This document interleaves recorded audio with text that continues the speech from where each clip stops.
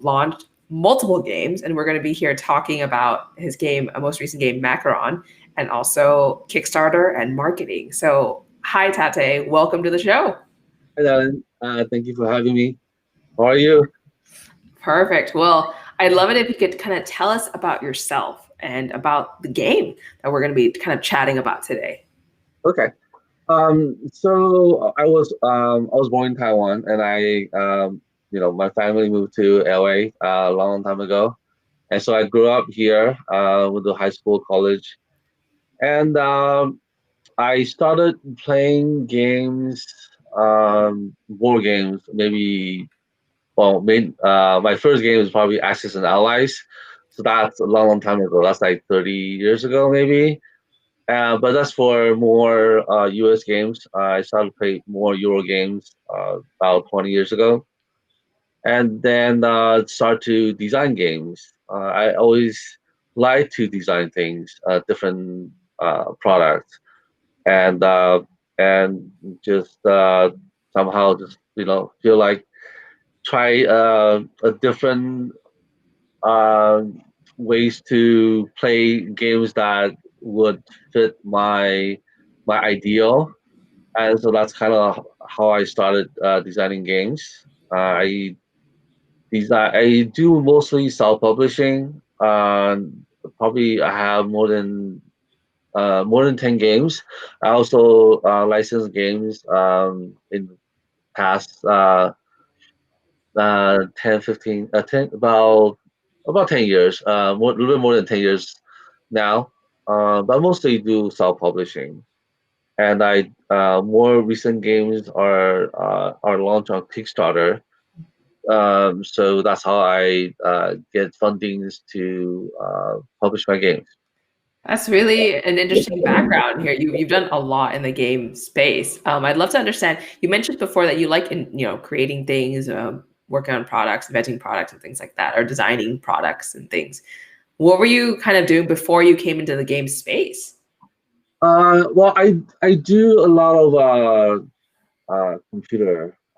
So I I do uh, I do marketing and sales on computer product, and also I taught high school for 3 years, Gardena High School, and there I taught computer graphic design, multimedia. Oh I wow. also yeah I also in this same around the same time I taught adult school too. Just very basic, Microsoft Office. And then I design, other than games, I design um pet wear, the clothes and some other things, but I just like to create, and so I like to paint, I like to sculpt, do clays and things like that. So just like to invent and create things. That's amazing. It seems like you're always kind of making something and producing something. Like even on Facebook, we're friends on Facebook, and I always see you like painting something new or creating some beautiful creations. Like I even see some of them in the background, right? Oh, actually, that's my husband goes. I just like, he's my favorite artist. I just put his. I went to last year. Well, not last year. Sorry, it's 2 years ago when I went to Essen. I went to Van Gogh Museum and bought a calendar, and so I just cut it down and put it on the wall. And it sometimes, it helps me when I paint, because my style is more impressionist painting style. And so yeah, his painting really is very inspiring to me. Yeah. That's amazing. That's amazing. And thank you for sharing that. And so we're here to talk a lot about your game and marketing for your game because if people who are watching don't know, Tate's launched multiple games, lots and lots of games on Kickstarter. And so I'd love to just kind of start off with Macaron, the most recent one that you worked on. I'd love to learn more about the game and also like what were you doing to prepare for the launch of your game from a marketing standpoint? So the game is a 1 to 5 player trick taking game. I love playing bridge, hearts, and I love traditional trick taking games. So I want to design one, and of course it has to be different, and has to be more has to be balanced, because one of the things about trick taking game is that when you have your hand, the hand is random, and from there it could determine how many tricks you can win, and your winning and losing is based on your hand. So I'm trying to design a game, have a the way that uh, you decide the real group, or actually it's a trump, and also different suits, and that will influence how you play, and then to balance out the randomness, and also to improve the gameplay interaction. It's like, if you have a bad hand, you still can play and having fun. It's not like every card you play is a dead card, because some cards you play, even though you cannot have a great benefit, but you will still like taking away advantages for from other players. So it doesn't matter whether you have a good hand or bad hand, you'll still have fun. So that's my idea of a trick taking game, and still keep it more classic, in a way that it doesn't have so many different powers. And so when you play, you mainly focus on the trick taking strategy, solely on the trick taking part of the game. Got it. And so yeah, so when I work on this game, and I want I had to bring up a theme, and so I forgot why I picked Micron.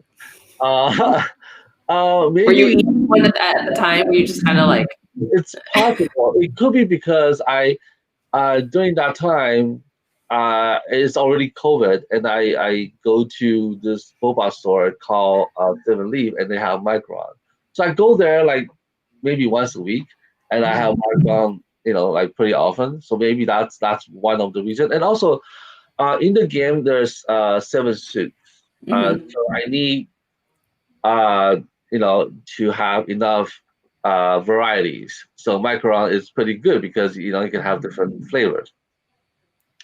So okay, so I started to work on the thing, but I know that in the very beginning that this is not a good thing huh? for Kickstarter, because even not just for Kickstarter, it's also for the game market, because I feel that no one cares about macaron.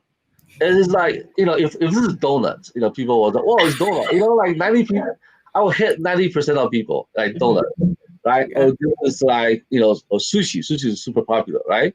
So if this is a sushi game, it's any I think any food or taco or whatever, it will be better than macaron. But I'm just really stubborn, so I just going to try. I always like to try. I know this is not a good thing, but I want to try it. So I kind of like um, at just to focus on it, and then have all the art to work on, to work to have art on Micron, and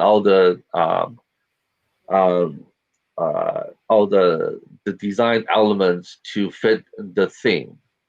And now, at the end of the Kickstarter, I know I didn't do well. I actually, to me, it's I hope for a lot more, but so it's Okay. like, even though it was funded, but I consider it a failure. And I sometimes I tell people that if this game is called something like okay, so in the game there's suit, and there's a suit that is an allergen suit. So there's that like a special element in my tricking game. Yeah. So I was saying that, okay, so if this game is called the Zombie Healer, okay, and there's an allergen that would like hurt the zombies, you know. And so like I think it would be totally different because people are, or anything that's sci-fi, um, and or fantasy. It's a lot better.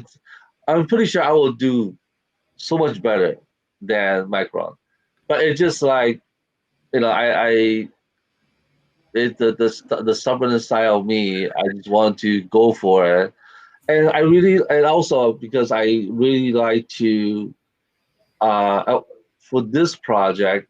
I don't know if you noticed the box. It doesn't say anything. It That's just true. box. It just looked like a background box. And when I sent review copies out, a couple of people told me that they thought they got a background, a snack, a pastry, from someone, but opened up it's a game. And so that's what I want. I want to have something different, a game, and also it looks like a gift. So when people play it or give away as a present, it will it's something that it will give another element of surprise when people receive the game. Got Uh, it. so I keep it the thing, and then I try my best to run it. So that's how the thing with that's how the thing was selected, and then it was kind of forced into the campaign, and then just try my best to run it. Got it. So yeah, I guess we covered a lot of ground here, right? We talked about pretty much how you got sparked this idea because you were in a boba shop, and now it kind of really goes with your trick taking game because there's 7 different suits and there's lots of variety there, and then you realized early on that this was going to be hard to market. This was going to be hard to kind of get out to the masses because it wasn't just something that is common or typical, right? Yeah. Before I ask my question associated with this, I have to ask, what is your boba order? You go every week. Oh, for that store, I usually get the large mung bean milk tea with boba. Okay, mung bean milk tea. Okay. I usually don't drink mung bean milk tea, but I only drink mung bean milk tea from that boba store. Yeah, it's Oh, it's really good. Yeah, I like it a lot. okay. I'm gonna have to try that. I typically get like just a milk tea or like just a normal oolong tea or something like that. But I will have to Yeah. try the mung bean next time. Okay, cool. Anyway, so back to my actual original question. So you mentioned that you knew it was going to be a challenge to get the word out there to kind of market and things like that. A lot of people have the same issue too. They have themes that are not, like you said, mainstream, right? Like Yeah. sci-fi is very mainstream, right? Things like that. What were you doing to kind of get the word out about your game then? So I know that. So I did try Facebook ad, but it's hard because it doesn't get clicked. So my previous games, I have some cat games. I I can really I can easily get clicks because they're cats. People just click on cats. Um, so Macaron, when I send out pictures on Macarons, it doesn't matter the audience or the region of Mhm. the pictures. No one click on them. I mean, just very few people clicking on Macaron. So it is just a hard subject. So I tried Facebook, that didn't work. So I have to rely on my previous backers, and also have to rely on a review copies. So for this, usually I send out 20, at least 20 copies of review copies. At least So 20. Okay. this time I made 50 copies, and they Wow. sent out more than 40 copies worldwide. And and I believe, yeah, people love the game, and reviewers, they they I mean, there are things that they like, there's things they don't like, but overall, it's very positive. Overall, it's really really positive. It's um yeah, it's a lot better. I won't say with all the games, but it's like the top games that I have get reviewed. So That's only thing. There's more tangible way. Well, not tangible. There's just more one-on-one or less mass um, marketing way of Mm. getting the words out. Just only from the people that I do playtest. I try to get people to playtest from them and the reviewers, and hopefully they can get more people. I wasn't able to get people from just putting ads to get to the even bigger audience. Got Is it. Sorry, go ahead. Yeah, no, yeah, that's yeah. Okay. Yeah. So you mentioned two things. You mentioned about kind of leveraging previous backers, Uh-huh. and you talked about just kind of heavily going with like a reviewer strategy just to like expand your reach a little bit. And there's someone who um, commented on here that says we ended up reaching out to a few smaller indie streamers towards the end too, to really open up sharing with their audiences in the final days of Kickstarter as well. Thank you. I My little streamer thing doesn't let me see who it is, but thanks for that. Yeah, um, we did. So Angelica, she helped me with the marketing. So she did streaming on the during the campaign, and also in early, I think last year on Strategicons, we have a few streamers help us to demo and playtest. But the overall, everyone who played the game, they all like the game. But it doesn't get um, it doesn't it expands slowly. It doesn't. It helps only to the people that we reached.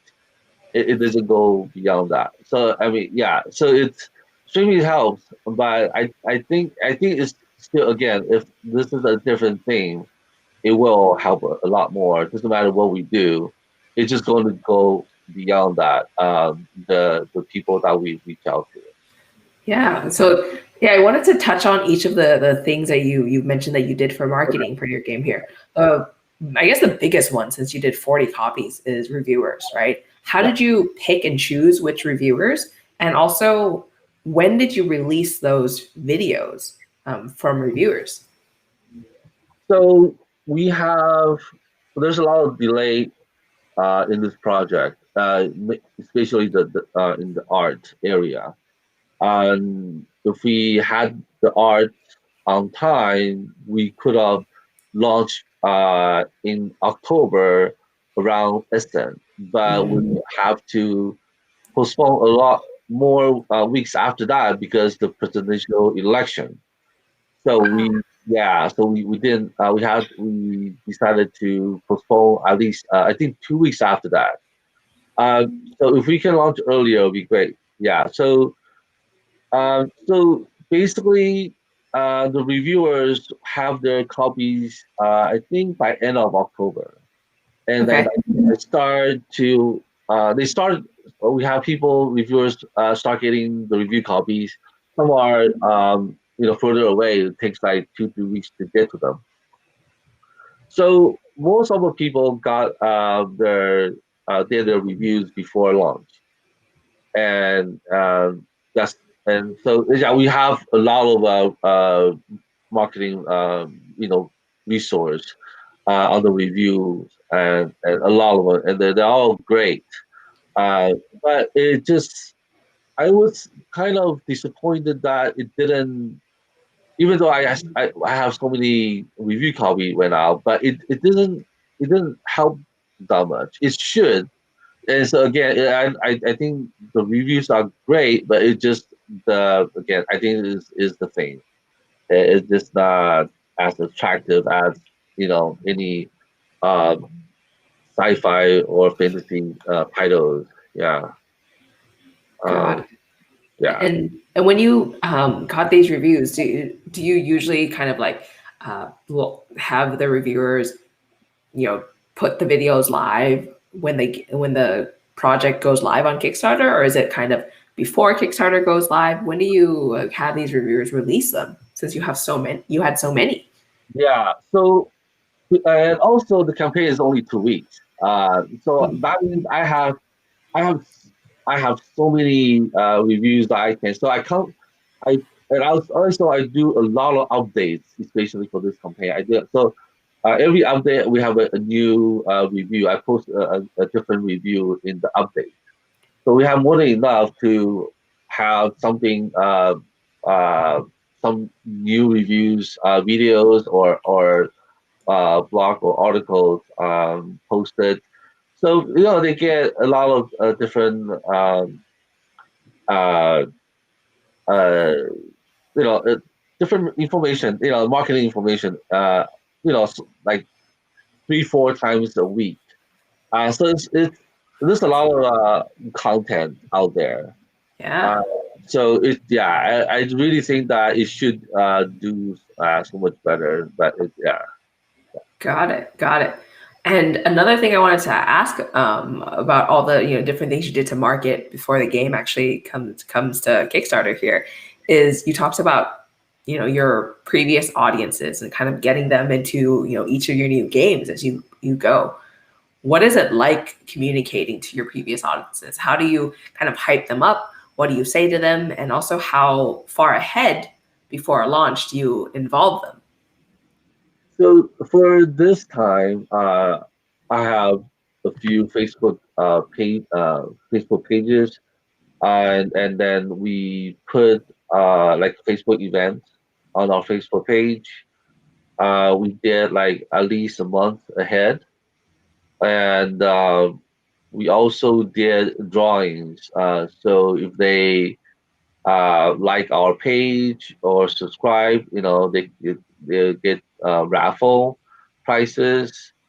Um, and so I also did um, the backer kit. Backer kit has a program that you can uh, email your previous backers, and so I did. Uh, so I was sent to a few thousand people. I think 10% of people said that they would, they will support the project, but I don't. But in reality, I think it's less than that. It's like it's it's only few percent. Mm, So it's like overall, my guess it's like less than 5% people, okay. yeah, came back. Uh, it's probably it's not something they like, and also it could be the price. It's it's the price. It's right in the middle. It's not a gift item that is around 15-20, and it's not a large game like 40-50. So the and I thought about that too because I was thinking that, oh, should I launch this for just 2 player and then so I can drop the price down to 15-20. But in the end, I still decide to just um to run it uh, for 1 to 5. So the cost is higher, so I have to uh, kickstart for 25 and up. So the pricing it's I think is not the factor, and I usually do smaller games, so I think my backers are looking for more gift items or games that's like maybe around $15. So the base price for Macaron is a little higher. So maybe that's the uh, reason why I'm not getting so many previous Is, backers. is Yeah. this one of your strategies too, moving forward with your games and all the future things that are coming? Like, is the strategy to kind of like do smaller, like in price, like lower in price, more impulse buys? Like, what is kind of like the strategy here since you have so many games out there? Yeah, so I usually try to do it to uh, launch games that it's about $15 to $20, and that's the reason. The reason is it's is easier to develop. A Mm. lot of the game, that 2019, I launched Promenade. It's about $40-$50 game, and I failed on the first attempt. Uh, so yeah, that's another story, but it's just so usually my games are like 15-20, but that's a more pricey game. So my previous backers, um, so most of my previous backers will not be interested. Uh, Yeah. so yeah, that's the thing I need to. I really learn a good lesson on that, and so that's why 2020 I didn't, I didn't Kickstarter a game that it's like 40 up. It's 25. I thought it was okay, but still, you know, it would be better if it was in that price range. So in the future, I think I would try to keep my Kickstarter project in about like average 15 from $10 to $20. Yeah, and also because somehow my most of my games are pretty cute looking, and I think they attract to more female audience, and so I don't know, like maybe uh yeah. Anyway, it's just the price. Yeah, it has to. Yeah, probably especially for this year. Yeah, I'm going to just do all games that are like 20 or less. Got it. Okay. And so we talked about two things of the three that was mentioned so far. We talked about reviewers and the approach you had with reviewers. We talked about kind of your communication with your previous backers. And we also should talk about the streamers that you were working with. How did that go about? How did you get in touch with them? Who did you choose? I'd love to learn more about that. Yeah, okay. I think streamers are great. I really do think so because they actually because they play with um they could play with audience. They could have some prearranged players to play with them online, and because it's more interactive, you have people put in comments. They can answer questions at the same time. I think it's a great tool, but I just don't think because if you look at stream right now, Twitch right now, there are a lot of video games, and there are more and more board game Twitch, but you don't see that many people watching board games. Mhm. So it will eventually get there, but it just like it needs more time. So right now it will help, but once there are a lot more people watching board game streams, it becomes popular and it will be very helpful. And so Angela, Angelica, she helped me to find streamers. A lot of them are her friends, and so we scheduled to um, to run it on the Strategicon. So we did quite a bit, and then I kind of realized that uh, the a, a solo game will be better. It's much Mhm. uh, the solo game will be more suitable for streaming than multiplayer. I kind of That's what I think. I'm not sure if I'm right because if you're going to have streamers to help you with campaign, it would be great if your game have solo mode because then they can just if they don't have Yeah. people to play with them, they can just play by themselves. Yeah. So if your game requires players, then they have to source another player to play with you, to play with them, or you have to be there to play with them. So yeah, I think that's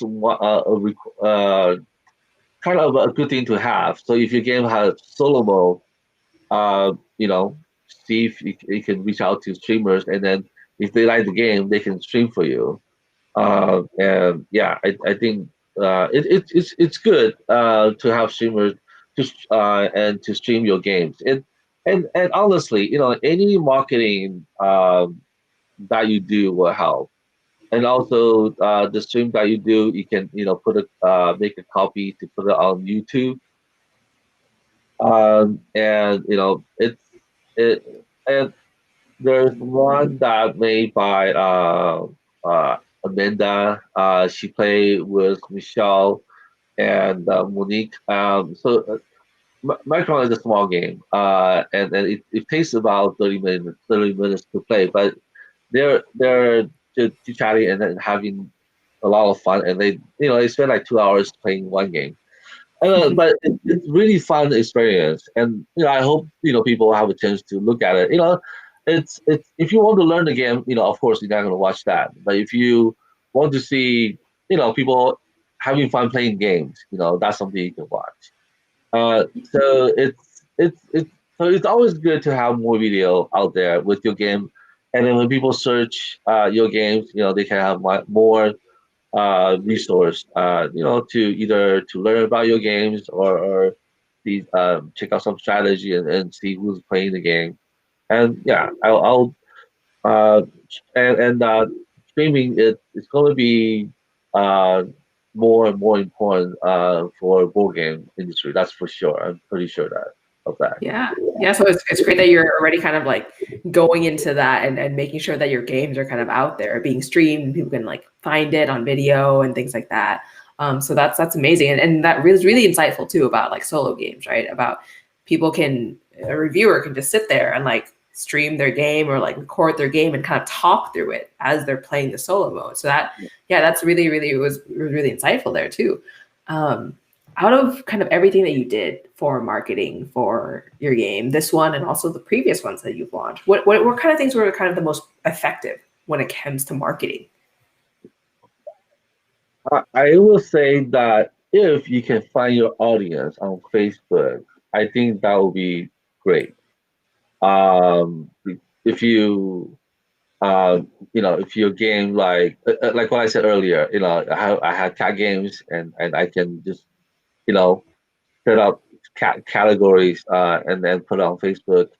And because you get people to if you can get anybody to just look at your page, then that that is the goal. If people just when they look at your picture of Macaron and it looks like some people never had it before, or they don't really care about that pastry. It's just hard. So, and also Facebook, it's inexpensive, and also you can reach out to a lot of people. So that is the best way. Only if you can find your audience. Your audience could be male, female, and also their age. If you look into Facebook ad, it's very complicated system. But once you have to invest your time and of course marketing money in budget into Facebook ad. But if you can figure out uh, who like the age group or the people who like uh, let's say people who like Macaron will also like something something, I don't know, uh, then you can use that connection and then to get people to look at your post. And you can also target Board Game Geek or uh, Kickstarter group, but because it's Kickstarter, it's just they don't just promote uh, crowdfund board games, right? It requires so many things. So you're gonna reach out to people who don't care about board games. So so you want to figure out ways to find out your target audience. If you can find it, it will be very helpful, and it will do so much better than just one-on-one on doing play tests online or uh uh yeah just the mass marketing tool Excuse me. is the best way. Yeah. Yeah. So we actually were talking, you and I were actually talking about like audience stuff before we went live here. And, we talked about how as sometimes a first time game designer, it's actually really hard to find who your audience is, to really narrow it down.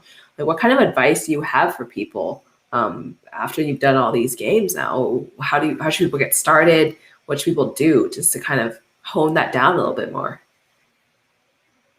Uh, I would. So what I did before, I didn't do for Macaron.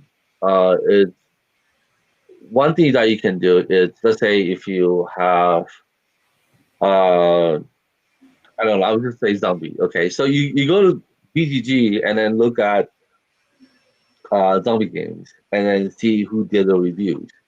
And of course, you want to find the games that have similar themes or mechanic, and go for those reviewers and ask them to review your game.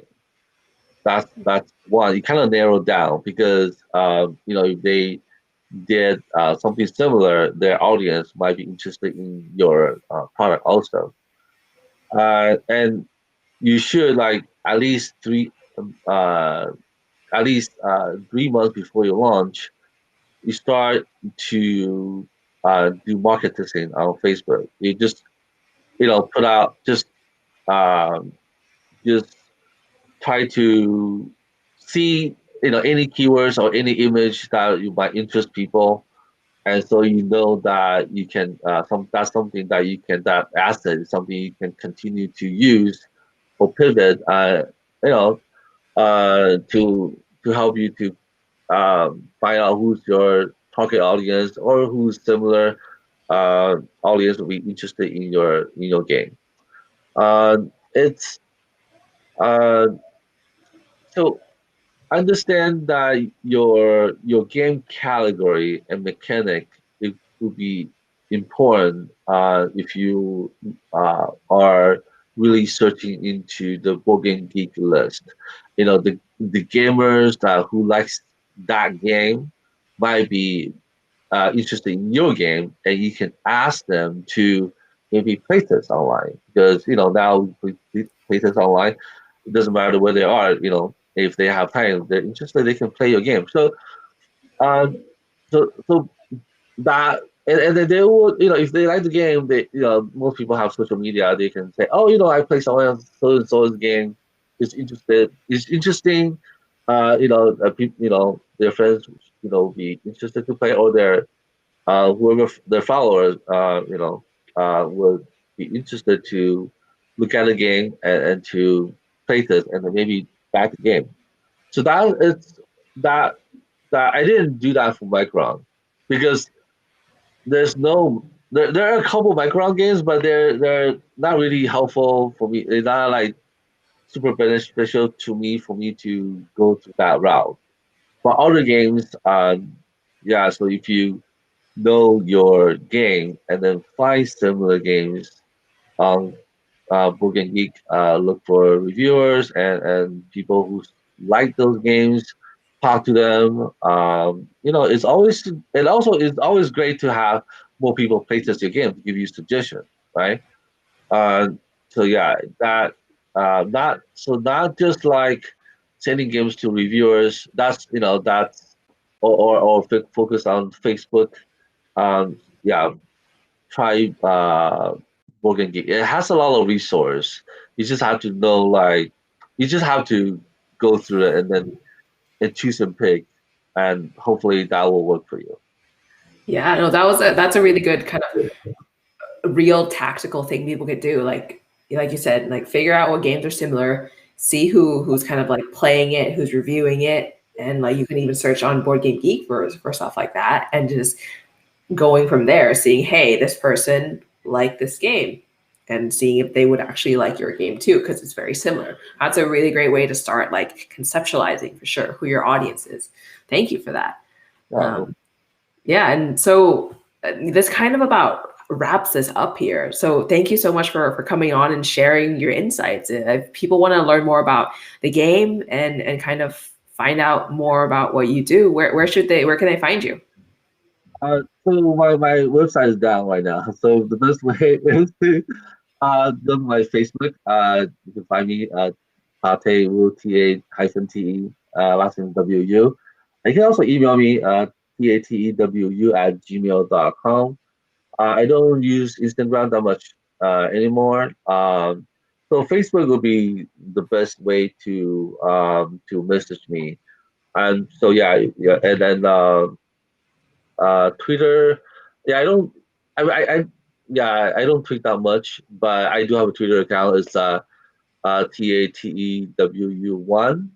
That's my Twitter account, and we also have Sunrise Tornado. That's my publishing company, and we just start to do more tweeting and Instagram with those accounts. But if you want to reach out to me, just use my Facebook. I think that'll be the easiest way. Perfect. Well, thank you so much for coming on the show here and for sharing all this with us. Well, thank you for the invite, and I hope it helps. Yeah, it it's sharing my poor experience. It's I hope so you will not just follow that. You will just do better. Just than what I have done. You know. Yeah. Well, everyone starts somewhere and everyone has learnings and things they overcome. So this was like great for you to share what worked, what didn't work, and what you kind of really thought about each of the things that you did too. So again, thank you so much for being on here and good night. Thank you guys. Like